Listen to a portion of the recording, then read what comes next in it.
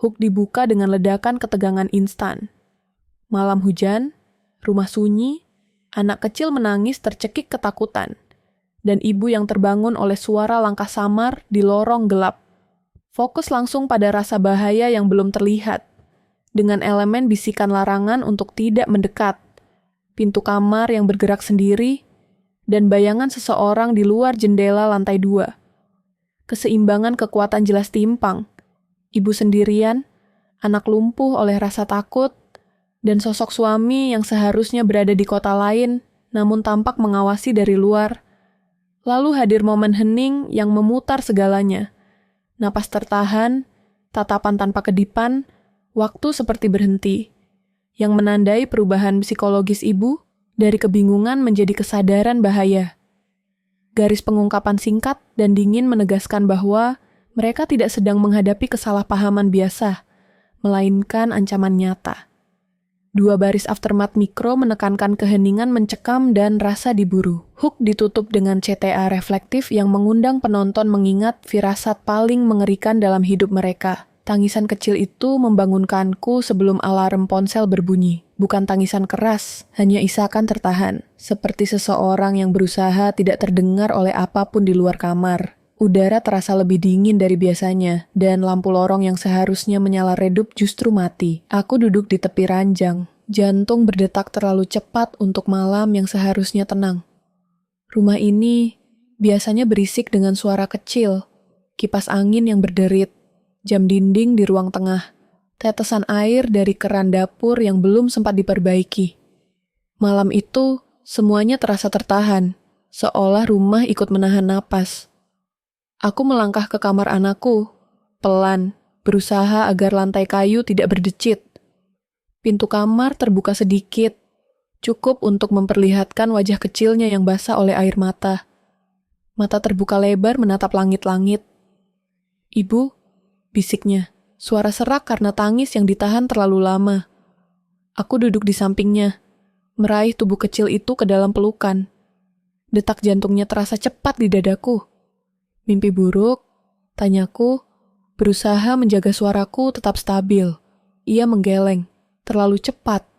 Tangannya mencengkeram baju tidurku. Aku dengar suara. Aku menoleh ke lorong, ke kegelapan yang tidak menjawab apapun. "Suara apa?"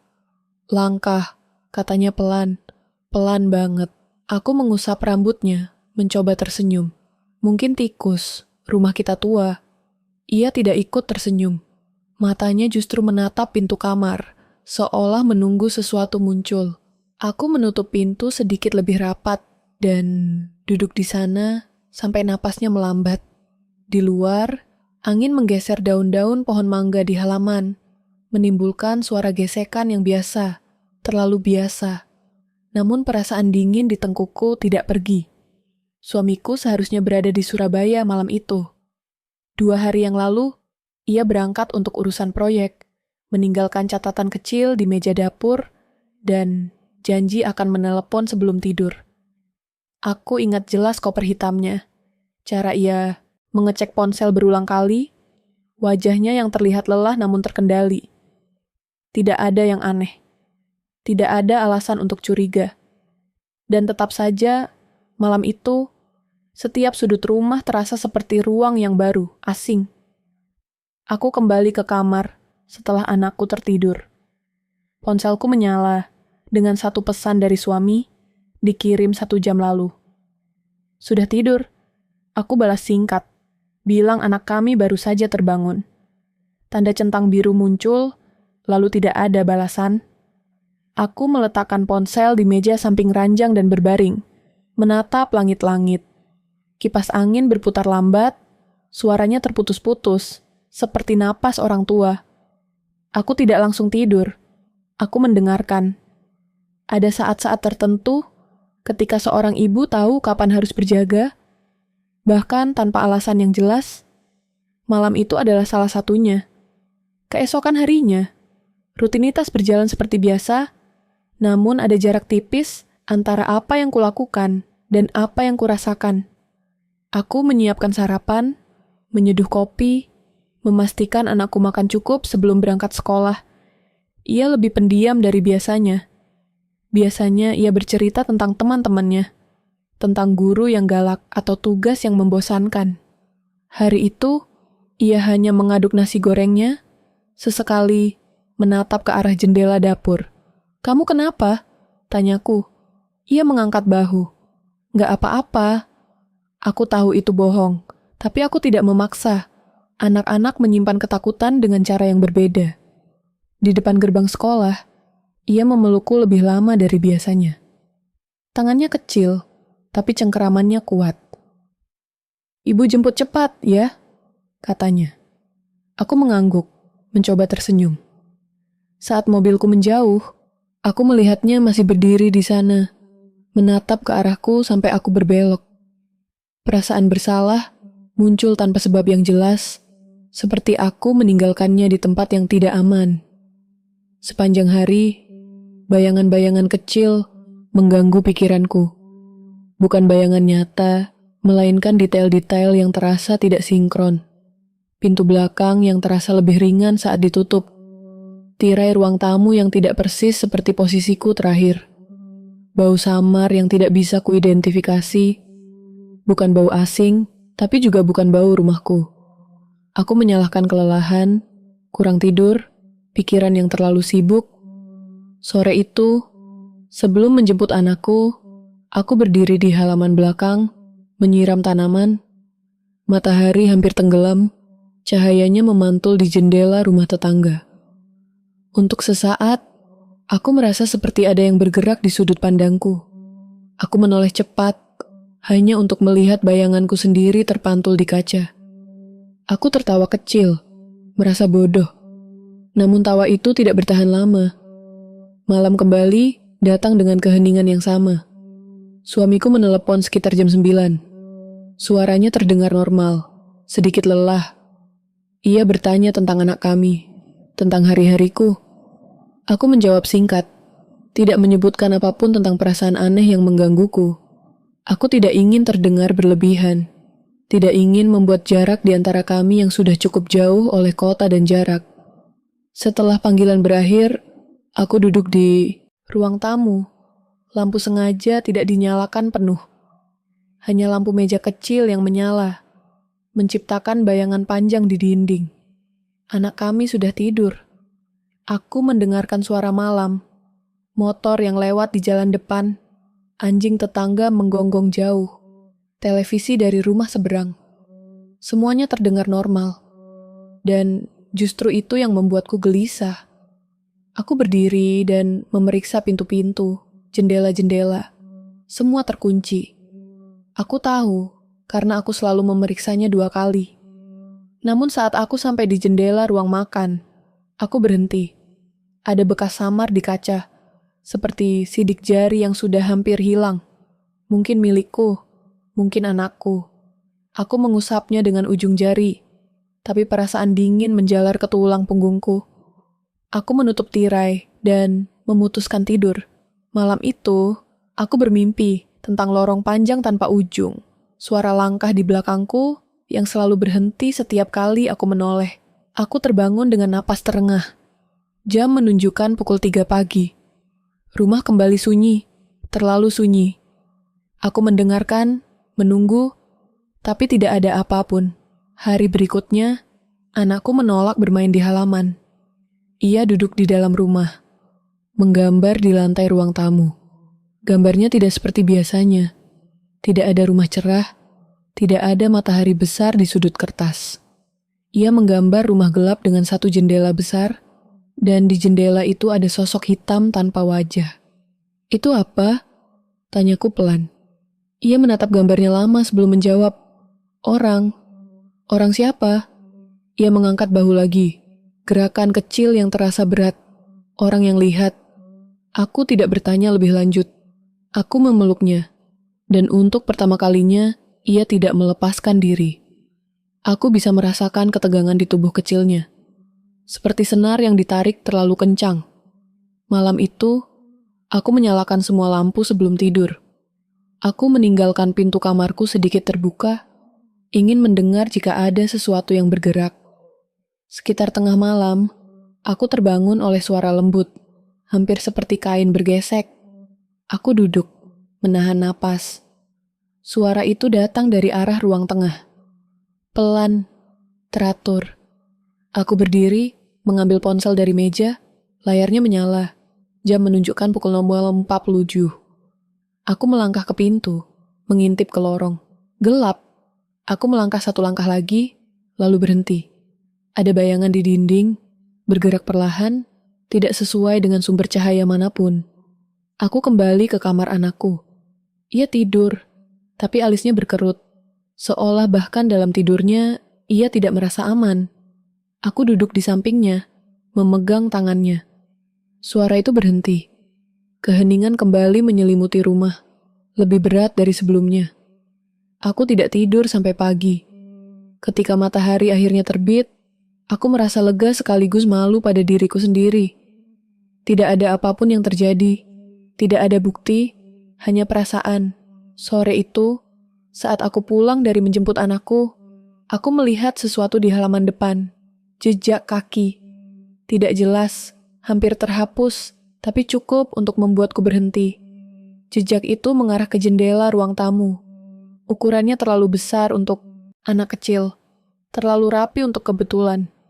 Aku berdiri di sana lama, mendengarkan suara sore yang ramai, mencoba meyakinkan diriku bahwa aku bereaksi berlebihan. Namun, ketika aku menatap jendela itu, aku merasakan kembali perasaan malam pertama itu. Perasaan diawasi. Jejak itu tidak seharusnya ada. Dan di saat itu, aku tahu kegelisahan ini bukan lagi firasat kosong. Sesuatu telah masuk ke dalam hidup kami, di luar jadwal manusiawi, dan aku baru saja melihat tanda pertamanya. Suara kaca bergetar membangunkanku sebelum subuh. Bukan pecah, hanya bergetar halus, seperti disentuh kuku lalu dilepas. Aku membuka mata dalam gelap, menahan napas, mendengarkan rumah yang kembali membeku. Pagi datang tanpa penjelasan. Matahari menyelinap melalui selatirai, memantulkan debu yang melayang di udara. Aku berdiri di dapur, menanak nasi, mendengarkan bunyi air mendidih yang terlalu keras di telingaku. Jejak kaki di halaman depan sudah memudar, tertutup aktivitas pagi dan debu jalan. Rasanya seperti mimpi yang ingin kulupakan. Namun ada sesuatu yang tidak bisa kembali seperti semula. Caraku memandang rumah ini. Setiap sudut kini menyimpan kemungkinan, bukan kenyamanan. Lingkungan sekitar memberi tanda-tanda kecil yang sulit ditangkap. Kucing tetangga yang biasanya tidur di bawah motor mendesis ketika melewati pagar rumahku. Burung-burung di pohon mangga terbang serempak tanpa sebab jelas, meninggalkan keheningan mendadak. Aku berdiri di teras, memegang cangkir teh yang mulai dingin, merasa seperti orang asing di halaman sendiri. Aku memaksakan senyum ketika tetangga menyapa, menjawab seperlunya, lalu masuk kembali ke rumah. Menutup pintu lebih cepat dari biasanya. Anakku bangun dengan mata sembab. Ia menolak sarapan, hanya meminum susu sedikit, lalu mendorong gelas menjauh. Ketika aku menyisir rambutnya, tangannya gemetar. "Jangan buka jendela," katanya pelan, tanpa menatapku. "Kenapa?" Aku berusaha terdengar ringan. "Anginnya dingin," jawabnya. Alasan yang terlalu tipis untuk menutupi ketakutannya. Di perjalanan ke sekolah, ia menutup wajahnya setiap kali kami melewati rumah bercat gelap di ujung jalan. Aku mengikuti arah pandangannya, tidak melihat apa-apa selain pagar besi dan tanaman kering. Namun reaksinya terlalu cepat, terlalu spontan untuk diabaikan. Saat aku bertanya, ia hanya menggeleng. Bibirnya menekan rapat seolah menyimpan kata-kata yang tidak berani keluar. Siang hari, kuhabiskan membersihkan rumah dengan cara yang tidak biasa. Aku memindahkan perabot, membuka laci-laci lama, memeriksa kolong tempat tidur. Tidak ada yang salah, tidak ada yang berubah. Namun rasa aman yang dulu terasa, otomatis kini harus kupaksakan. Aku mencoba menertawakan diriku sendiri, mengatakan bahwa kurang tidur membuat segalanya tampak berlebihan. Aku membuka jendela lebar-lebar agar cahaya masuk, membiarkan suara jalan menenangkan pikiranku. Sore itu, Aku melihat bayangan melintas di kaca jendela ruang tamu. Cepat, samar, seperti seseorang yang berjalan terlalu dekat dengan dinding. Aku menoleh, jantung melonjak, lalu hanya melihat pantulan diriku sendiri. Rambutku terikat berantakan, wajahku pucat. Aku menghela napas panjang, marah pada diriku sendiri. Bayangan bisa datang dari apa saja. Dari motor lewat, dari awan. Aku menutup tirai setengah. Bukan karena takut, tapi karena silau. Begitu kataku dalam hati. Komunikasiku dengan suami mulai terasa berbeda. Ia menelepon lebih singkat. Suaranya datar, seperti membaca laporan. Ketika aku menyebutkan anak kami yang sulit tidur, ia terdiam sejenak sebelum berkata, "Mungkin kebanyakan nonton. Tidak ada tanya lanjut. Tidak ada kekhawatiran yang biasanya muncul." Aku ingin mengatakan lebih banyak, tapi ada jarak di suaranya yang membuatku menahan diri. Aku tidak ingin terdengar panik, tidak ingin dianggap berlebihan. Malam kedua datang membawa beban yang lebih berat. Udara terasa lembab, kipas angin tidak banyak membantu. Aku mematikan televisi lebih awal, memilih keheningan yang kupikir lebih aman. Anak kami tidur dengan lampu menyala. Tangannya memegang boneka lusuh yang sudah lama tidak disentuhnya. Aku duduk di lantai kamar, mendengarkan napasnya sampai teratur. Setiap bunyi kecil dari luar membuat ototku menegang. Sekitar pukul 11, aku mendengar suara dari halaman samping. Bukan langkah, lebih seperti gesekan kain dengan daun. Aku berdiri di balik tirai, mengintip melalui celah kecil. Cahaya lampu jalan menciptakan bayangan panjang di tanah. Bergerak pelan, lalu berhenti. Aku menunggu, menghitung detik, berharap bayangan itu menghilang. Ketika akhirnya bergerak lagi, arahnya menjauh. Aku menutup tirai, telapak tanganku basah oleh keringat. Aku mencoba mencari penjelasan logis. Mungkin tetangga pulang larut, mungkin kucing, mungkin imajinasiku yang terlalu aktif. Aku menuliskan daftar kecil di ponsel, hal-hal yang bisa menjelaskan semua ini. Membacanya berulang kali seperti mantra. Namun setiap kali aku hampir tenang, ingatan tentang wajah anakku yang ketakutan kembali muncul. Tengah malam, ponselku bergetar. Pesan dari suami masuk, "Sudah tidur?" Aku membalas, "Belum." Ada jeda lama sebelum balasan berikutnya. "Jaga rumah baik-baik." Pesan itu singkat, terasa seperti perintah, bukan perhatian. Aku menatap layar, mencari makna di antara kata-kata yang sederhana. Aku ingin bertanya maksudnya, tapi tanganku ragu. Aku hanya menulis, "Kamu juga jaga diri." Tidak ada balasan setelah itu. Rasa bersalah mulai menggerogoti. Bagaimana jika aku salah membaca semuanya? Bagaimana jika ketakutanku menular pada anakku?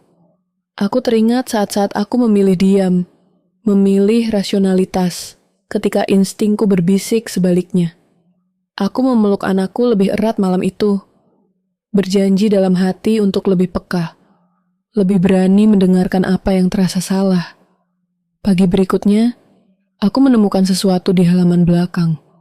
Sebuah pot tanaman miring, tanahnya berserakan, seperti tersenggol. Aku yakin tidak menyentuhnya. Jejak kecil terlihat di tanah basah, terlalu samar untuk diukur, tapi arahnya menuju tembok.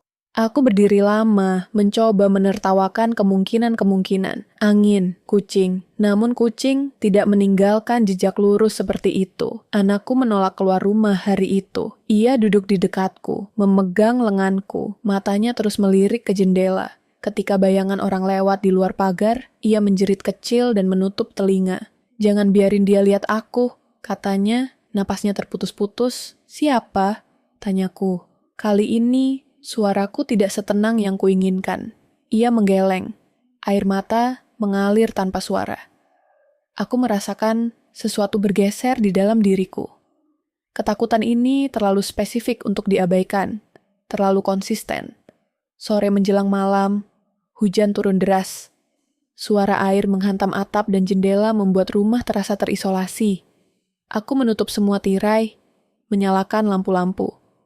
Ketika aku berjalan melewati ruang tamu, aku melihat bekas tangan di kaca jendela. Jelas, 5 jari, ukuran dewasa, tercetak oleh embun dari luar. Tidak terhapus oleh hujan.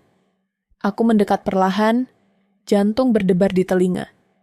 Bekas itu tidak mungkin milikku. Aku belum menyentuh kaca itu hari ini.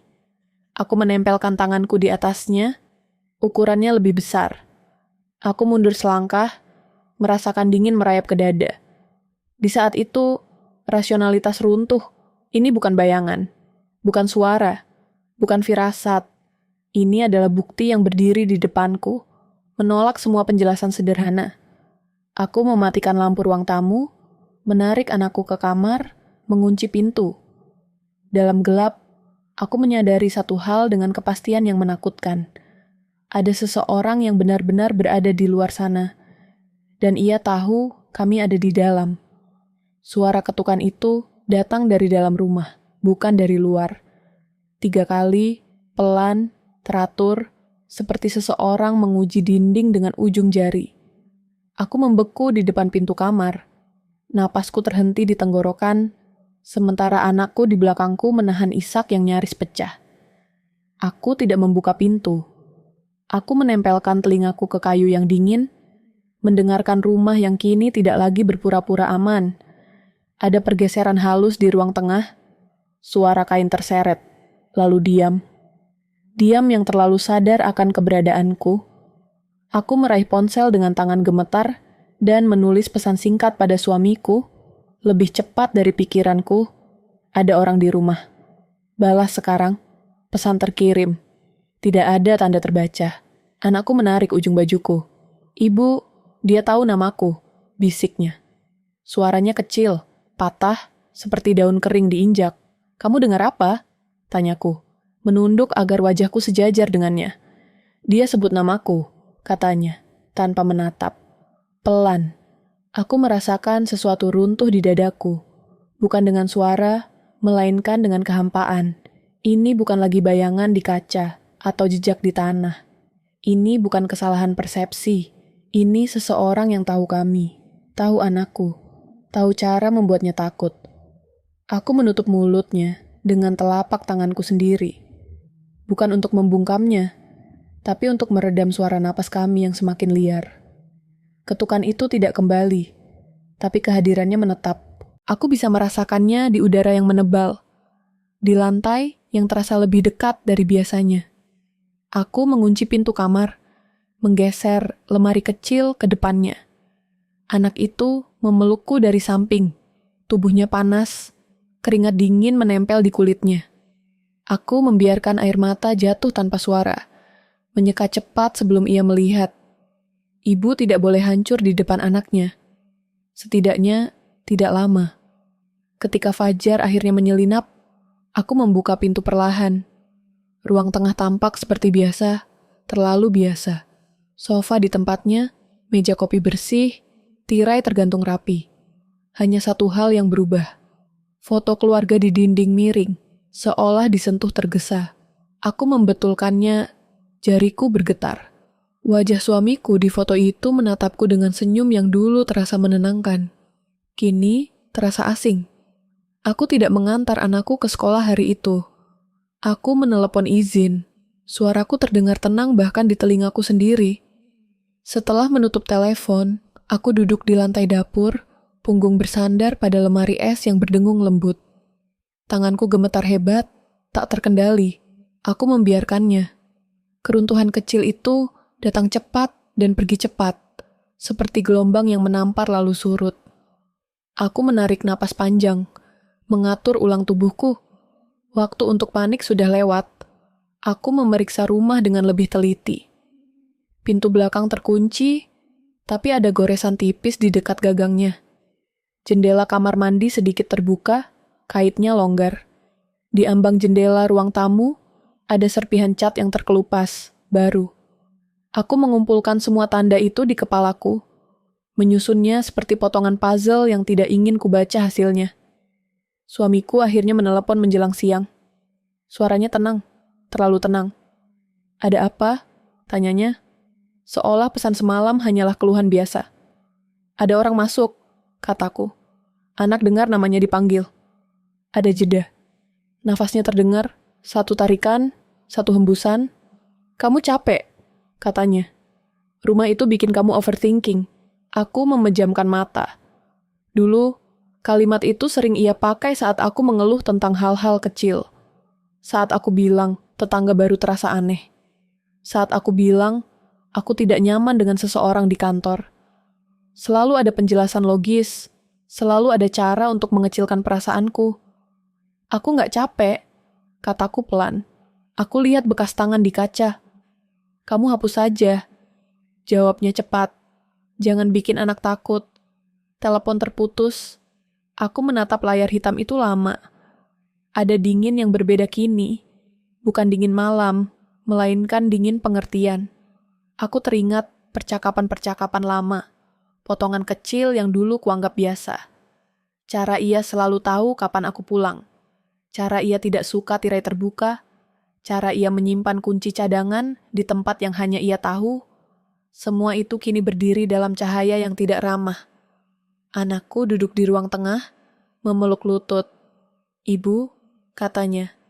Kalau kita pindah, dia ikut. Aku tidak tahu harus menjawab apa. Aku duduk di depannya, memegang wajahnya. Siapa dia? Tanyaku. Ia menatapku akhirnya. Matanya merah.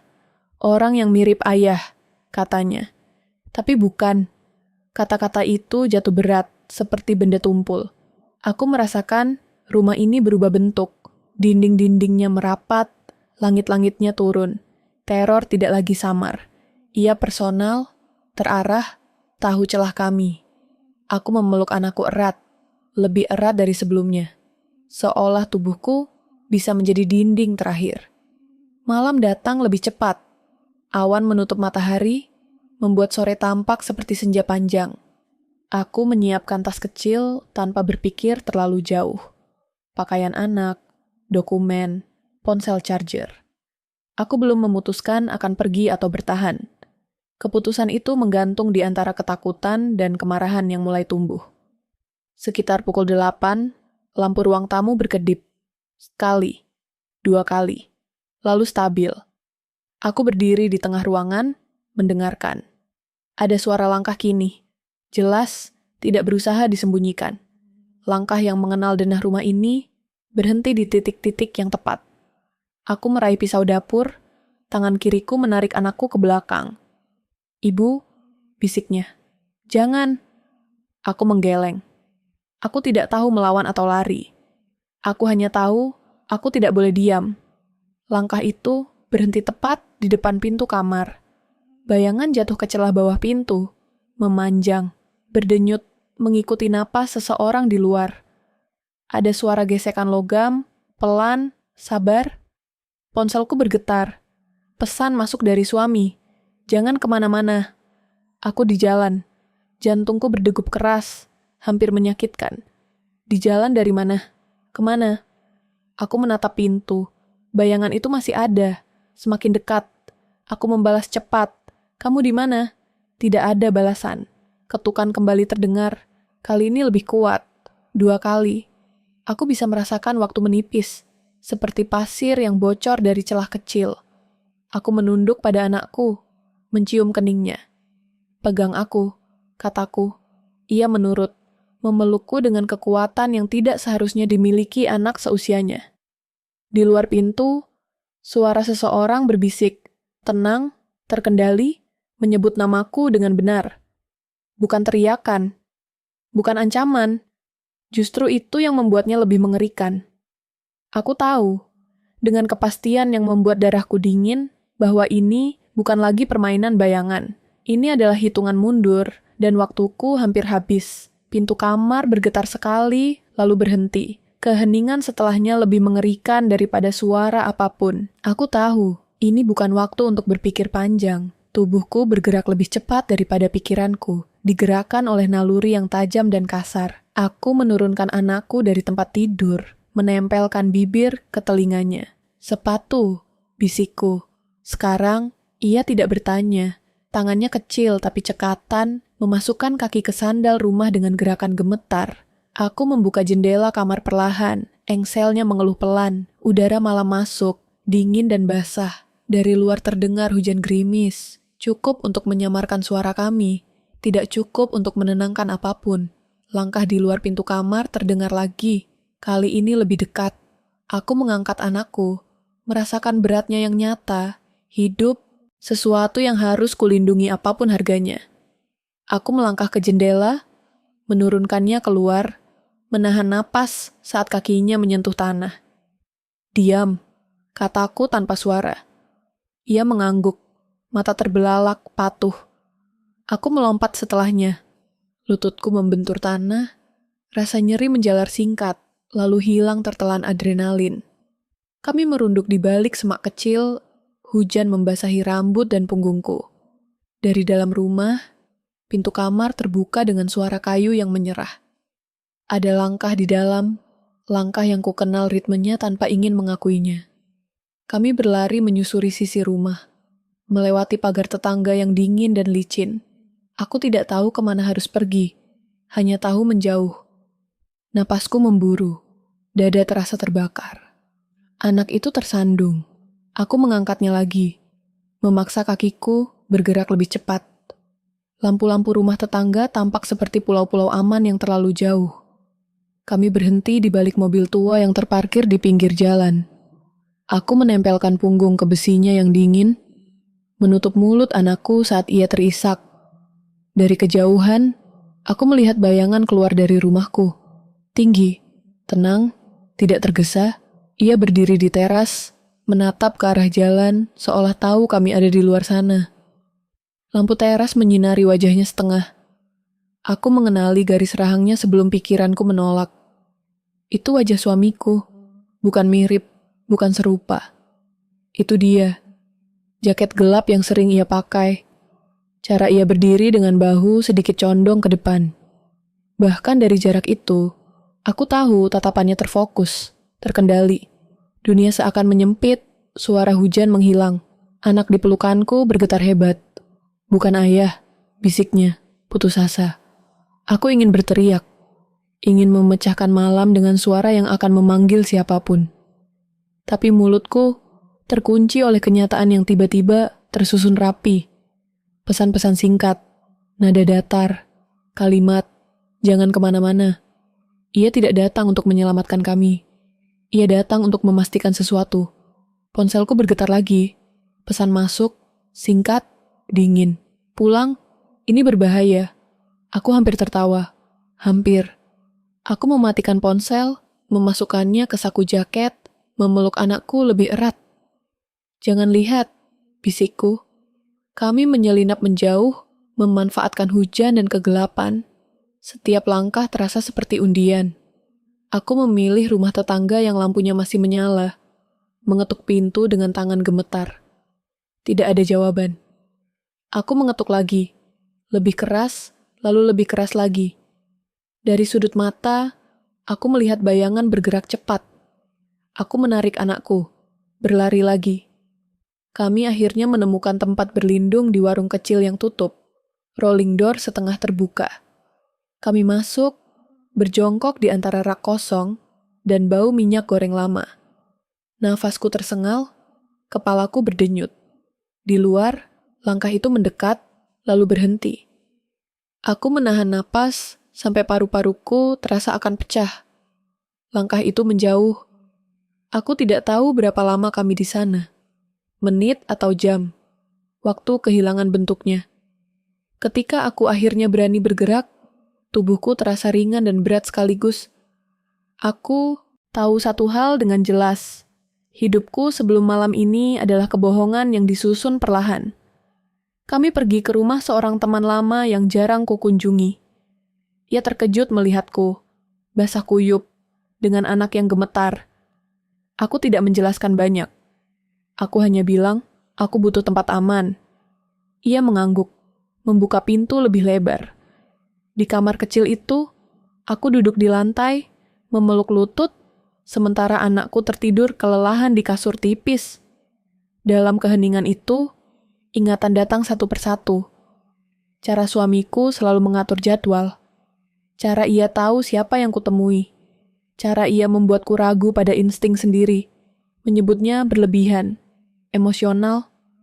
Aku mengingat malam-malam ketika aku merasa diawasi.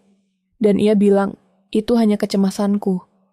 Aku melihat polanya kini, jelas dan kejam. Ini bukan ledakan tiba-tiba. Ini adalah pengendalian yang rapi, berlangsung bertahun-tahun. Pagi datang dengan cahaya pucat. Aku menatap anakku yang masih tidur. Wajahnya damai untuk pertama kalinya setelah hari-hari panjang ketakutan.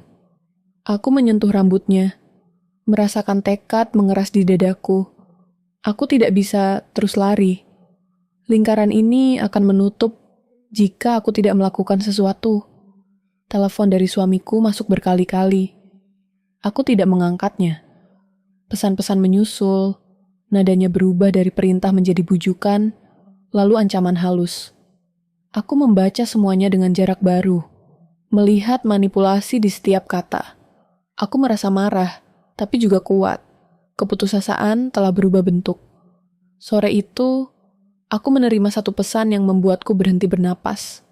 Foto. Rumah temanku, diambil dari luar. Pesan singkat menyertainya.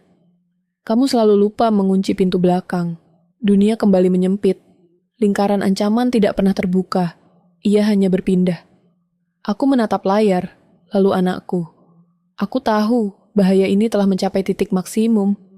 Tapi di balik ketakutan yang mencekik, ada sesuatu yang baru, keras, dan tidak bisa ia kendalikan lagi. Kesadaran bahwa aku melihatnya sekarang, bahwa aku tidak lagi buta. Dan pengungkapan itu, sederhana namun mematikan, mengubah segalanya. Ia tidak mengejarku karena kehilangan kendali. Ia mengejarku karena aku akhirnya memilikinya. Pagi itu, aku terbangun oleh suara sendok jatuh di lantai dapur. Bukan keras, hanya bunyi logam kecil yang memantul sekali lalu diam. Jantungku langsung bekerja lebih cepat daripada pikiranku. Dan aku duduk tegak, menajamkan pendengaran. Setelah beberapa detik, aku sadar itu hanya tangan anakku yang gemetar saat menyiapkan sarapan sederhana. Namun, rasa siaga itu tidak pergi. Ia menetap, seperti bayangan yang selalu satu langkah di belakang. Kami tidak bisa tinggal lebih lama di rumah temanku. Aku tahu, itu sejak menerima foto kemarin. Pagi itu aku menyusun alasan dengan suara setenang mungkin, mengucapkan terima kasih, lalu membawa anakku pergi sebelum matahari terlalu tinggi.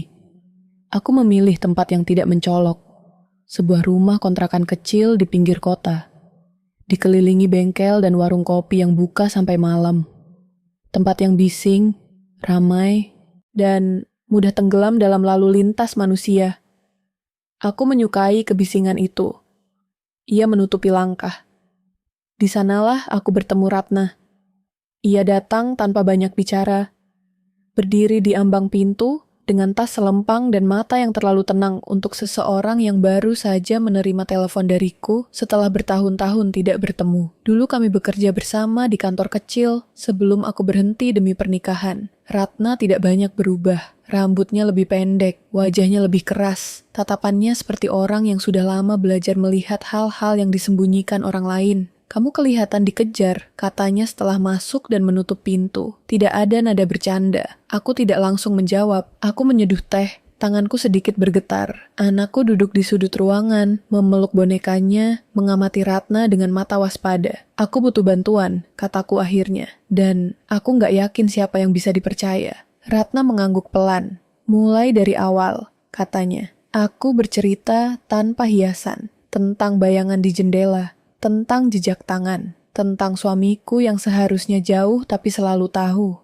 Ratna mendengarkan tanpa memotong, hanya sesekali mengangguk, mencatat hal-hal kecil di ponselnya. Ketika aku selesai, ruangan terasa lebih sempit, seolah kata-kataku mengisi udara dengan beban. Dia tidak impulsif, kata Ratna. Dia terencana. Kalimat itu terdengar sederhana, tapi menegaskan sesuatu yang selama ini kurasakan tanpa berani mengakuinya. Ratna mulai mengajukan pertanyaan yang tidak ingin kujawab tentang kebiasaan suamiku, tentang rutinitas harian, tentang siapa saja yang tahu jadwalku. Aku menyadari betapa banyak informasi yang kuberikan padanya selama bertahun-tahun, betapa mudahnya aku diarahkan tanpa merasa dikendalikan. Kami mulai mengumpulkan potongan-potongan kecil, pesan lama di ponselku, foto-foto yang dulu kukirim tanpa pikir panjang, catatan rekening. Waktu-waktu tertentu ketika ia selalu kebetulan berada di tempat yang sama denganku. Polanya muncul perlahan, seperti gambar yang baru terlihat jika dilihat dari jauh. Ratna membantu menyusunnya, memberiku jarak emosional yang kubutuhkan untuk melihat dengan lebih jernih. Anakku mulai lebih tenang dengan kehadiran Ratna. Ia duduk di dekat kami, menggambar. Sesekali menyelipkan komentar kecil yang justru menjadi petunjuk.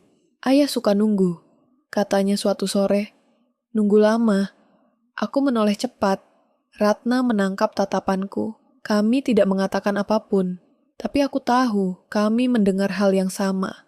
Rencana mulai terbentuk, sederhana tapi disiplin. Tidak ada gerakan tanpa tujuan. Tidak ada pesan tanpa alasan. Ratna mengajariku hal-hal kecil yang terasa besar. Mematikan lokasi ponsel, mengganti pola rutinitas, mengamati tanpa bereaksi. "Dia ingin kamu panik," katanya. "Jangan beri itu." Namun ketakutan akan pengkhianatan kedua selalu mengintai. Setiap kali ponsel Ratna bergetar, aku menegang. Setiap kali ia keluar ruangan untuk menelepon, aku bertanya-tanya. Aku membenci diriku sendiri karena itu, tapi aku tidak bisa mematikannya. Kepercayaan kini adalah barang mewah. Di malam-malam sunyi, aku dan anakku berbicara pelan di kasur tipis. Ia bertanya hal-hal yang tidak bisa kujawab dengan jujur tanpa melukainya. Aku memilih kata-kata yang melindungi, bukan menyembunyikan. "Ibu di sini," kataku berulang kali. Dan anehnya, mengucapkannya membuatku lebih percaya pada diriku sendiri. Ancaman tidak berhenti hanya karena kami bersembunyi. Suatu malam, aku menemukan amplop cokelat di depan pintu kontrakan. Tidak ada alamat pengirim. Di dalamnya hanya selembar kertas dengan tulisan tangan yang kukenal. "Kamu selalu lupa mematikan lampu kamar." Ratna membacanya tanpa ekspresi, lalu membakar kertas itu di wastafel. Bau kertas terbakar memenuhi ruangan, pahit dan final. "Dia menguji," katanya. "Mencari reaksi." Kesalahan kecil hampir menghancurkan semuanya. Aku lupa menutup tirai suatu sore, dan dalam pantulan kaca, aku melihat siluet yang terlalu familiar di seberang jalan. Aku menutup tirai terlalu cepat, terlalu panik. Ratna menatapku tajam. "Tenang," katanya. "Kamu baru memberitahu dia bahwa kamu melihat." Malam itu, suara motor berhenti lama di depan kontrakan. Tidak ada yang masuk. Tidak ada yang mengetuk, hanya mesin yang menyala, lalu pergi. Aku duduk di lantai, punggung bersandar pada dinding, merasakan napasku kembali teratur perlahan. Kepercayaan diriku tidak datang dari keberanian mendadak, tapi dari kelelahan. Dari titik di mana takut tidak lagi cukup untuk menghentikanku. Ratna akhirnya mengatakan sesuatu yang membuatku terdiam lama. "Dia bukan hanya mengawasi," katanya. "Dia mengatur narasi. Dia ingin kamu terlihat tidak stabil jika ini sampai keluar." Aku teringat percakapan lama dengan keluarga, dengan teman-teman. Bagaimana ia selalu muncul sebagai penenang, sebagai pihak rasional. Bagaimana keluhanku sering terdengar berlebihan di telinga orang lain. Aku melihat jebakan itu sekarang, dalam skala yang lebih besar. Suatu sore, Ratna menerima pesan yang membuat wajahnya berubah. Ia tidak langsung menunjukkannya padaku. Ia berdiri di dekat jendela, menatap keluar lama sebelum akhirnya berkata, "Dia tahu tempat ini. Aku merasakan udara keluar dari paru-paruku." "Bagaimana?" "Dia tidak bilang," jawab Ratna. "Itu masalahnya." Kami mengepak barang-barang penting dengan gerakan cepat dan sunyi. Anakku memegang tanganku erat, matanya besar dan kering. Di luar, suara langkah terdengar di trotoar, berhenti terlalu lama di depan pintu. Ratna mematikan lampu satu persatu. Saat kami berdiri di ambang pintu belakang, ponselku bergetar. Pesan masuk dari nomor yang tidak tersimpan. "Kamu makin pintar." Aku tersenyum tipis, bukan karena lega, Tapi karena akhirnya mengerti satu hal yang membuat darahku dingin. Dia tidak hanya mendekat. Dia sudah cukup dekat untuk berbisik. Suara kipas angin di kamar kontrakan itu berdengung tidak stabil, seperti napas orang. Sakit. Aku duduk di lantai, punggung menempel ke dinding, menatap titik kosong di depan mata. Ada saat ketika ketakutan berhenti terasa tajam dan berubah menjadi sesuatu yang lebih gelap, lebih dingin. Malam itu, aku sampai di sana. Ratna menutup pintu perlahan, menguncinya, lalu meletakkan ponselnya terbalik di meja. "Kita harus bicara," katanya. Nada suaranya datar, tapi rahangnya mengeras. Anakku tidur di kamar sebelah, pintu setengah terbuka, lampu kecil menyala. Aku bisa mendengar napasnya yang teratur. Suara itu menjadi jangkar. Ratna mulai membuka satu persatu potongan yang selama ini terpisah. Ia tidak bercerita seperti orang menuduh, melainkan seperti seseorang yang menyusun laporan. Waktu-waktu ketika suamiku kebetulan muncul. Pesan-pesan yang mendorongku meragukan diriku sendiri. Cara ia selalu menempatkan diri sebagai saksi paling masuk akal. Jika aku terlihat gelisah di depan orang lain. Dia tidak hanya mengawasi, kata Ratna. Dia membangun alibi jauh sebelum kamu sadar sedang diawasi. Aku memejamkan mata. Potongan masa lalu bergerak cepat, seperti kilatan film lama, pertengkaran kecil yang selalu berakhir dengan aku meminta maaf. Keputusanku berhenti bekerja yang terasa wajar saat itu. Isolasi perlahan dari teman-teman. Semua dibungkus perhatian dan logika. Aku dulu mengira itu cinta yang protektif. Kini, aku melihatnya sebagai pagar yang dibangun pelan-pelan. Motifnya? Tanyaku, suaraku serak. Ratna menghela napas. Kontrol. Dan anakmu. Aku membuka mata. Kata itu terasa menghantam tulang. Maksudmu? Dia tahu kamu akan bertahan untuk anak, katanya. Itu titik terlemah sekaligus terkuatmu. Aku teringat cara suamiku selalu ikut campur dalam keputusan kecil tentang anak kami. Sekolah, teman bermain, jam tidur, semua atas nama perlindungan. Semua kini tampak seperti pengumpulan data. Anakku bukan hanya target emosional. Ia adalah alat terakhir, tuas yang bisa ia tarik kapan saja. Kami menguji strategi di bawah tekanan yang semakin nyata. Ratna menyarankan langkah-langkah yang membuat perutku bergejolak. Memancing reaksi, menyimpan bukti, membiarkan jarak tertentu agar ia merasa unggul. Dia tenang saat merasa memegang kendali, katanya. Disitulah dia lengah. Dan kalau salah, tanyaku. Kalau salah, jawab Ratna, dia akan bergerak cepat. Aku menatap pintu kamar anakku. Batas moral yang kupikir kokoh mulai retak. Seberapa jauh aku bisa melangkah tanpa mengorbankan rasa aman anakku? Pertanyaan itu tidak punya jawaban bersih. Aku tahu hanya satu hal. Tidak ada jalan kembali ke hidup sebelum ini. Kesadaran itu datang tanpa drama. Hanya keheningan panjang yang membuat dadaku terasa berat. Ponselku bergetar. Pesan masuk dari suamiku, singkat dan sopan. Kita perlu bicara. Aku bisa jelaskan. Aku hampir tertawa. Ia selalu ingin menjelaskan, menata ulang kenyataan sesuai versinya. Aku tidak membalas. Diamku adalah keputusan pertama yang benar-benar milikku. Malam itu, aku berdiri di ambang kamar anakku lama, mendengarkan napasnya. Aku menyentuh keningnya, hangat, nyata. Ibu nggak pergi, bisikku, lebih pada diriku sendiri. Di luar, suara kendaraan lewat seperti biasa. Dunia tidak tahu apa yang sedang terkunci di dalam kamar ini. Keesokan harinya, Ratna menunjukkan sesuatu yang membuat tenggorokanku kering. Rekaman suara, bukan ancaman, bukan teriakan. Percakapan suamiku dengan seseorang, membicarakan jadwalku, kebiasaanku, dengan ketenangan yang klinis. Aku mendengarnya tanpa bergerak, merasakan sisa-sisa cinta berubah menjadi abu. Fakta pahit itu tidak menghancurkanku. Ia memadatkan sesuatu di dalam dada, membuatku fokus. Dia akan mendekat, kata Ratna. Sebentar lagi. Aku mengangguk. Aku juga merasakannya. Lingkaran itu hampir menutup. Konfrontasi tidak lagi bisa dihindari. Aku meraih tas kecil, memastikan isinya lengkap. Saat aku menatap bayanganku di kaca, aku melihat seseorang yang berbeda. Takut, ya, tapi juga siap. Ponselku bergetar sekali lagi. Pesan baru masuk. Aku tahu kamu dengar. Kita ketemu. Dadaku naik turun perlahan. Aku menoleh ke Ratna. Ia mengangguk tipis. Di luar, langkah kaki terdengar di koridor, berhenti tepat di depan pintu. Tidak ada ketukan. Tidak ada suara.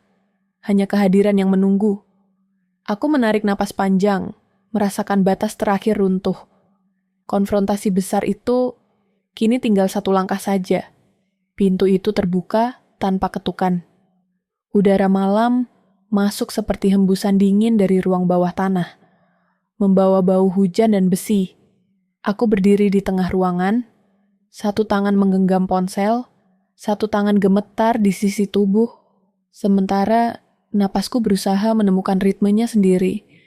Ia melangkah masuk seolah rumah ini masih miliknya. Sepatunya bersih, jaketnya rapi, wajahnya tenang. Ketentraman yang dipelihara bertahun-tahun itu menempel padanya seperti kulit kedua. Matanya menyapu ruangan, berhenti sejenak pada pintu kamar anakku, lalu kembali padaku. Ada senyum tipis yang nyaris sopan. Kita bicara, katanya. Aku tidak bergerak. Aku mendengar detak jam dinding, terlalu keras, seperti palu kecil yang memaku detik ke udara. Ratna berdiri di balik pintu dapur, nyaris tak terlihat, bayangannya menyatu dengan gelap. Aku mengangguk sekali. Di sini, kataku. Ia melangkah lebih dekat. Aku bisa melihat pori-pori di kulitnya, garis halus di sudut mata yang dulu kupelajari dengan kasih. Kamu membuat ini sulit, katanya. Suaranya datar, seperti menyebutkan cuaca. Padahal, bisa sederhana. Sederhana buat siapa? Tanyaku. Ia menghela napas pelan, seolah aku anak yang keras kepala. Aku melindungi kalian. Aku tertawa pendek. Suara itu terdengar asing di telingaku sendiri. Dengan mengintip dari jendela. Dengan menyebut nama anakku di gelap. Matanya menyempit sebentar. Mikrodetik, lalu kembali tenang. Kamu salah mengerti. Aku melangkah setengah langkah ke depan. Tidak, keheningan mengental. Aku merasakan jari-jariku dingin. Di belakang pintu kamar, ada suara kecil, geseran selimut, dan jantungku melonjak. Aku mengangkat tangan, telapak menghadapnya. Jangan, kataku, bukan ancaman, permohonan yang tajam. Ia berhenti. Senyum itu memudar. Kamu terlalu emosional, katanya. Itu masalahmu. Masalahku, ulangku perlahan. Atau caramu membuatku terlihat seperti itu. Kata-kata itu seperti duri kecil. Aku melihatnya masuk. Rahangnya mengeras. Aku tahu kamu dengar rekamannya, katanya. Ratna pintar, tapi dia bukan keluargamu. Keluargaku di kamar itu, kataku. Dan kamu menjadikannya alat, wajahnya berubah. Bukan marah, lebih seperti kecewa yang dingin. Aku memberi struktur, katanya. Kamu memberi kekacauan. Ia bergerak cepat, terlalu cepat untuk seseorang yang ingin bicara.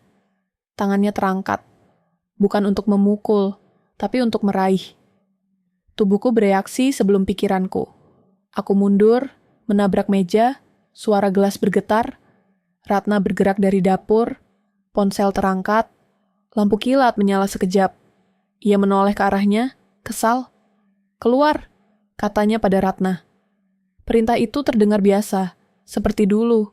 Ratna tidak bergerak, ia kembali padaku. Kita akhiri ini, katanya. Kamu ikut aku, anak aman. Aman seperti apa? Tanyaku. Suaraku rendah, stabil. Versimu? Ia menghela napas lagi. Aku ayahnya. Tidak, kataku. Ayah tidak memburu.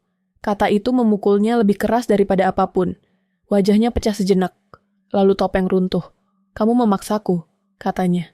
Suaranya naik, satu nada. Tajam. Aku membangun semuanya. Kamu hanya menikmati. Ia menerjang. Aku menghindar, kursi terbalik, Suara keras memecah malam. Kami bertubrukan, bahu dengan dada, napas kami bercampur. Aku merasakan kekuatannya, terlatih oleh kebiasaan menguasai ruang. Aku menendang lututnya, refleks mentah. Ia mengerang, mundur setengah langkah, lalu tertawa pendek. "Kamu belajar," katanya. Aku mundur ke arah kamar. Ia mengikuti. Di balik pintu, ada napas kecil yang tertahan. Aku tidak akan membiarkannya mendekat. Aku meraih benda terdekat, lampu meja, dan mengayunkannya ke arah lantai di depannya. Kaca pecah, serpihan berkilau. Ia berhenti. "Buka pintu," katanya, menatap pintu kamar. Aku hanya ingin memastikan dia baik-baik saja. "Tidak," kataku. Ia melangkah lagi. Aku mengangkat ponsel. "Rekaman sudah terkirim," kataku. "Ke polisi, ke keluargamu." Ia tertawa. "Kamu menggertak." Ratna berbicara dari sudut ruangan. "Tidak." Ia menoleh. Untuk pertama kalinya, ketenangannya retak. "Kamu," katanya. "Ini bukan urusanmu." Ratna mengangkat ponsel lebih tinggi. Lampu merah kecil berkedip. "Sekarang urusanku." Ia bergerak ke arah Ratna. Aku bergerak bersamaan. Kami bertabrakan lagi, kali ini lebih keras. Ia mendorongku ke dinding, lenganku terjepit. Rasa nyeri meledak. Aku menggigit bibir, tidak berteriak. Ia mendekatkan wajahnya. Aku mencium bau sabun yang sama. "Lepaskan," katanya pelan. "Atau kamu menyesal." Di belakang pintu terdengar suara kecil. "Ibu." Satu kata itu mengubah segalanya. Aku mendorong dengan sisa tenaga, lututku menghantam pinggulnya. Ia terhuyung. Aku meraih gagang pintu kamar dan membukanya. Anakku berdiri di sana, mata basah, boneka terjatuh. Ia melihat ayahnya. Ia melihat aku. Waktu berhenti. "Masuk," kataku pada anakku. Sekarang, ia bergerak. Aku menutup pintu, mengunci, berdiri di depannya seperti perisai. Ia tertawa, keras, tanpa humor. "Lihat," katanya. "Kamu membuatnya takut. Kamu yang melakukannya," kataku. Ia maju lagi. Ratna berteriak, menyebut namaku. Aku tidak menoleh. Aku mengangkat benda tajam yang tergeletak di lantai. Serpihan kaca besar. Bukan untuk menyerang, tapi untuk membuat jarak. Tanganku berdarah. Aku tidak merasakannya. "Berhenti," kata Ratna. "Polisi di jalan." Ia berhenti mendadak. Mata kami bertemu. Untuk pertama kalinya, aku melihat sesuatu yang lain di sana. Panik. Tipis, terlambat. Ia menatap pintu, lalu jendela, menghitung. "Kamu tidak akan menang," katanya. "Kamu tidak tahu apa yang kamu lakukan." "Aku tahu," kataku. Aku melindungi. Sirene terdengar jauh, lalu lebih dekat. Suara itu memotong malam, tegas, tak bisa dinegosiasikan. Ia mundur satu langkah. 2. Wajahnya mengeras menjadi sesuatu yang aku kenal. Kendali terakhir. "Ini belum selesai," katanya. Aku menggeleng. "Sudah?" Ia berbalik, mencoba lari. Ratna bergerak cepat, menghalangi jalur. Pintu depan terbuka oleh dorongan polisi. Perintah keras. Lampu senter. Tangan diangkat. Ia berhenti. Bahunya turun. Kendali runtuh. Ketika mereka membawanya pergi, ia menoleh sekali. Tatapannya mencari aku. Aku tidak menghindar. Aku berdiri di depan pintu kamar. Darah mengalir dari tanganku. Napasku gemetar tapi utuh. Ia ingin melihatku hancur. Ia tidak mendapatkannya. Pintu menutup. Keheningan jatuh seperti debu setelah ledakan. Aku merosot ke lantai. Ratna berlutut di sampingku, menekan kain ke tanganku. "Kamu aman," katanya. Aku mengangguk, meski kata itu terasa asing. Aku membuka pintu kamar. Anakku berdiri di sana, wajahnya pucat. Aku memeluknya. Ia menangis tanpa suara, tubuhnya gemetar hebat. Aku merasakan berat harga yang harus kubayar. Luka, ingatan, malam-malam yang akan kembali. Dan aku menerimanya tanpa menawar. Di luar, sirene menjauh. Rumah ini masih berdiri. Konflik utama telah berakhir, tapi gema emosinya menggantung di udara, menunggu waktu untuk mereda. Aku memeluk anakku lebih erat, tahu bahwa malam ini bukan akhir, melainkan Garis pemisah yang akan kami seberangi dengan langkah yang berbeda. Pagi datang tanpa suara. Tidak ada sirene, tidak ada langkah terburu. Hanya cahaya pucat yang merayap pelan ke dalam ruangan, menyentuh lantai, dinding, lalu berhenti di wajah anakku yang tertidur di sampingku. Aku terbangun dengan napas pendek, seperti seseorang yang baru muncul dari bawah air dan butuh beberapa detik untuk menyadari bahwa malam itu sudah berakhir. Keheningan setelah badai terasa aneh, terlalu luas. Rumah yang kami tempati sementara ini tidak menyimpan bayangan lama. Tidak ada jendela yang mengintai. Tidak ada pintu yang menyembunyikan langkah. Namun tubuhku belum percaya. Setiap bunyi kecil, keran menetes, motor lewat, membuat bahuku menegang sebelum aku memaksa diri mengendur. Aku belajar bernapas lagi. Satu tarikan, satu hembusan, perlahan. Anakku bangun dengan mata sembab. Ia duduk, menatap ruangan seolah memetakan ulang dunia. "Ayah?" tanyanya. Satu kata yang jatuh tanpa nada. Aku duduk di depannya, mengusap rambutnya. "Ayah tidak di sini," kataku. Suaraku tenang, lebih tenang dari yang kurasakan. Dan dia tidak akan datang. Ia mengangguk pelan. Tidak menangis. Anak-anak kadang menerima kebenaran dengan cara yang sunyi. Ia turun dari kasur, berjalan ke dapur kecil, duduk, menunggu sarapan. Rutinitas menjadi jangkar pertama kami. Hari-hari berikutnya berjalan lambat. Terlalu lambat. Aku menjalani pemeriksaan, menandatangani kertas, mengulang cerita yang sama kepada wajah-wajah resmi. Setiap kali menyebut namanya, dadaku mengeras, bukan oleh rindu, melainkan oleh kelelahan. Keadilan formal bergerak dengan ritmenya sendiri. Dingin, prosedural, namun ia ada. Aku melihatnya di balik kaca ruang sidang. Duduk kaku, tidak lagi memegang kendali. Tatapannya tidak mencari aku. Itu kelegaan kecil yang tidak kukira akan kurasakan. Malam-malam masih sulit. Aku terbangun oleh mimpi yang tidak selalu jelas bentuknya. Kadang hanya perasaan diawasi, kadang suara langkah tanpa sumber. Aku belajar menyalakan lampu kecil, minum air, menyentuh dinding untuk mengingatkan diri bahwa aku di sini, sekarang. Anakku sering terbangun juga. Kami duduk berdampingan di ranjang, berbagi keheningan. "Aku di sini," kataku berulang kali. Dan kali ini, kata-kata itu terasa benar. Rasa bersalah datang seperti tamu yang tidak diundang. Bagaimana jika aku lebih cepat menyadari?